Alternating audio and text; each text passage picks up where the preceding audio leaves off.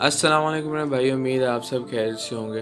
तो ये आज की हमारी वीडियो होगी वो प्लेस्टेशन 4 के कंट्रोलर के ऊपर होगी कि इसको आप किस तरह टर्न ऑफ कर सकते हैं बहुत ही इजी से तरीके से, बिल्कुल कि एक ही बटन से आप इसे किस तरह टर्न ऑफ कर सकते हैं। बहुत से लोग ऐसे जो करते हैं कि यार आप ये स्टार्ट का जो है इसका प्लेस्टेशन का बटन ये दबाई रखते हैं, उसके बाद आप यहाँ साउंड एंड डिवाइसेस में आके तो ये देखिए नीचे ऑप्शन है टर्न ऑफ डिवाइस का।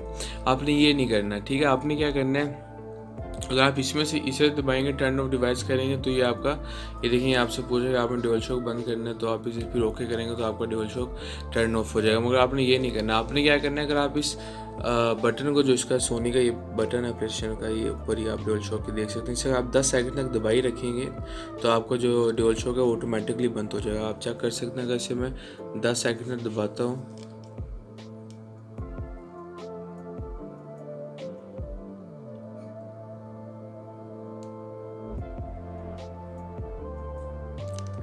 तो ये आप देख सकते हैं कि मेरा जो कंट्रोलर है वो ऑटोमेटिकली बंद हो गया। सिंपल सा सिर्फ एक बटन ही आपने दबाई रखना है जो कि बीच का प्लेस्टेशन का बटन है। 10 सेकंड तक आपने इसे दबाई रखना है तो आपका जो कंट्रोलर है वो ऑटोमेटिकली ऑफ हो जाएगा। आपको बार बार इस तरह में नहीं कि आपको ये सेटिंग में जाके अपने कंट्रोलर को ऑफ करने की ज़रूरत नहीं पड़ेगी। तो ये एक छोटी सी टिप थी, उम्मीद है आपको अच्छी लगी होगी। लाइक सब्सक्राइब करना ना भूलना और इंशाल्लाह फिर नेक्स्ट वीडियो में मुलाकात होती है। अपना ख्याल रखें। अल्लाह हाफिज़।